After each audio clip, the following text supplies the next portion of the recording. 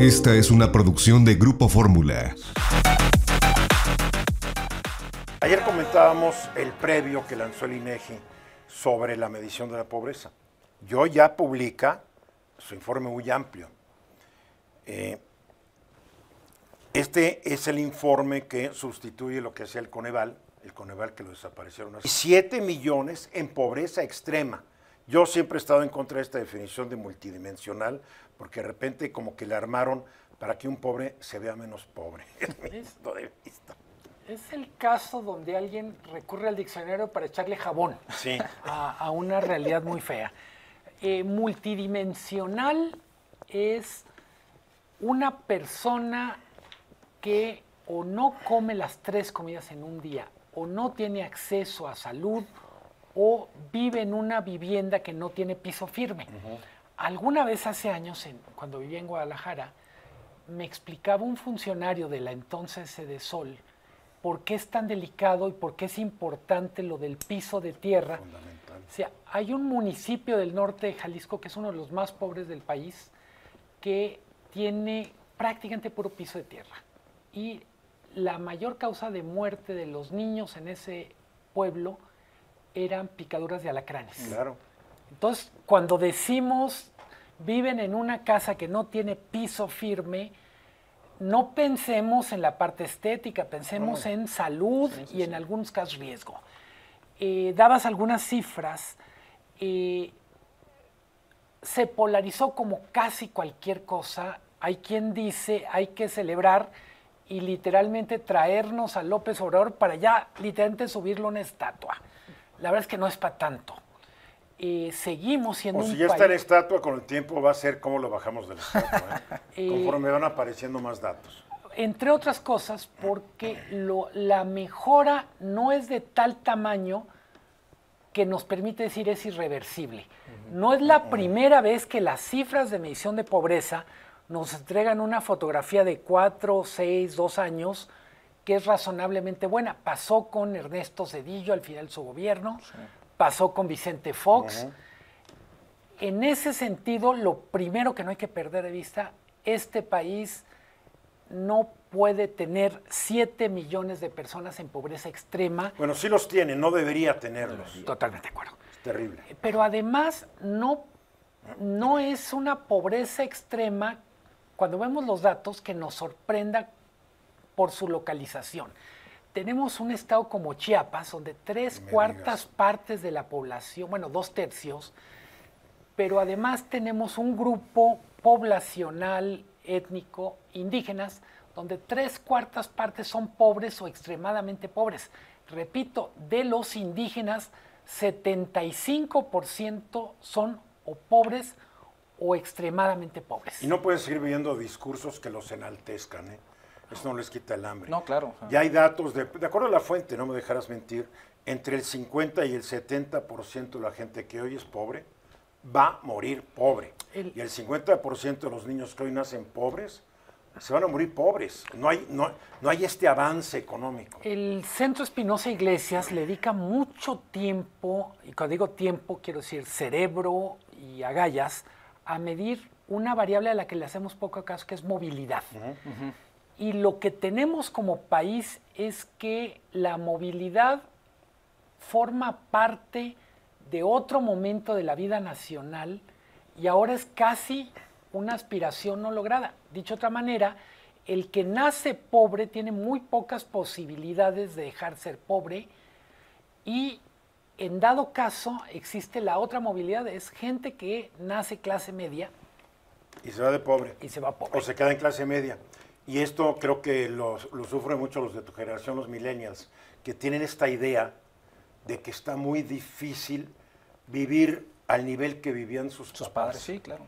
O sea, no se hay habla movilidad. mucho de, por ejemplo, el acceso a la vivienda, ¿no? De que a mi edad mis padres ya tenían vivienda y a esta edad muchos no tenemos vivienda. O sea, es por poner un ejemplo puntual. Pero yo quise hacer una pregunta a Luis Miguel porque no pude leer el reporte completo y me llama la atención ante la desaparición de Coneval si INEGI hace estas correlaciones que hacía el Coneval entre las cifras y los programas sociales, porque yo creo que eso es muy bien importante, no nada más tener las cifras en papel, sino la correlación de cómo están impactando los programas sociales en esas cifras, ¿no? Por lo pronto no, y tienes un buen punto. Yo defendería el papel del INEGI en lo general. Es para medir, no para evaluar. El INEGI dice, yo entrego los datos, me comprometo a que sean impecables y dejamos que otro haga la interpretación.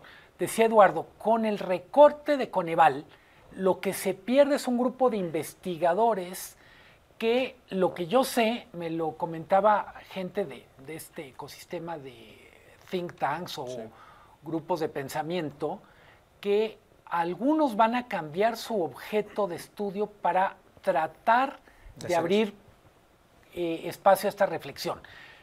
Son los programas, hay que recordar, Coneval nace para decir, vamos viendo qué tanto sirvió los programas, recuerdo, de Ernesto Zedillo.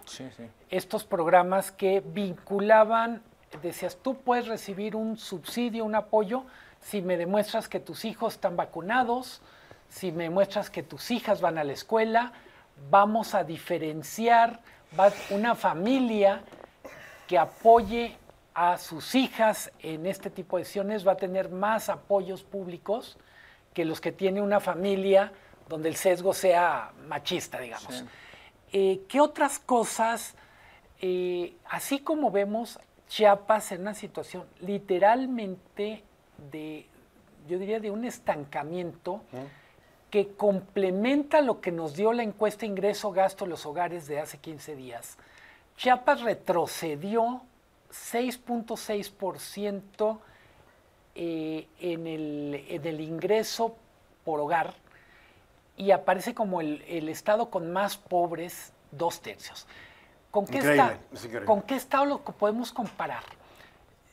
Baja California, Nuevo León, Aguascalientes tienen menos de 1% de la población extremadamente pobre. Si viéramos nada más este contraste, pues resulta que hay una parte del país que tiene indicadores como de Europa Mediterráneo y otra parte del país que tiene indicadores centroamericanos o africanos. Pero es que África ya no está tan atrasada como Latinoamérica. Ahí está el problema. África como que ha estado avanzando un poquito más rápido que del Río Bravo a la Patagonia.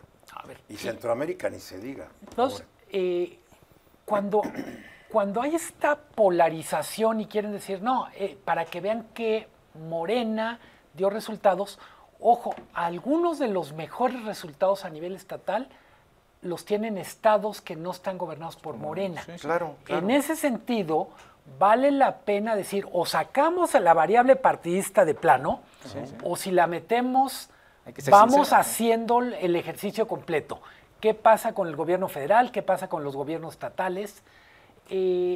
Muchos de los indicadores, por ejemplo, decías, ¿qué es pobreza multidimensional y pobreza extrema?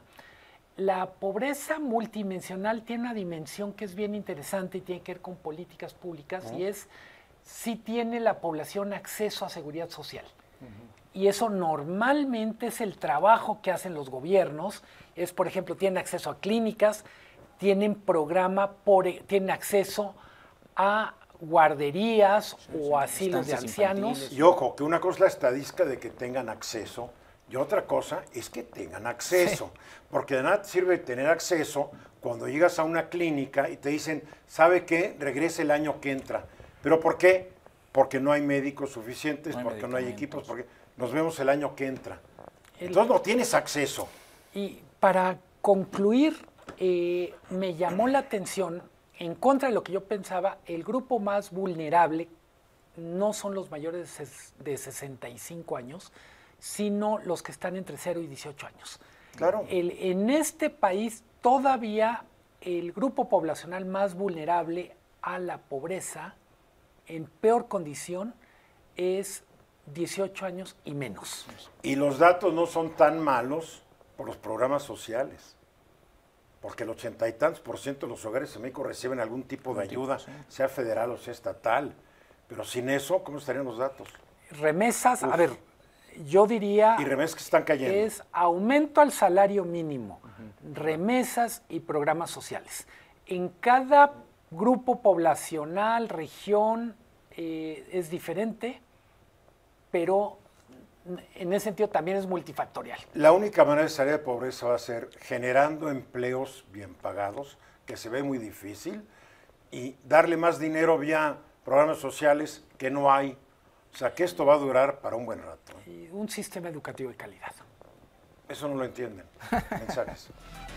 Esta fue una producción de Grupo Fórmula. Encuentra más contenido como este en radioformula.mx.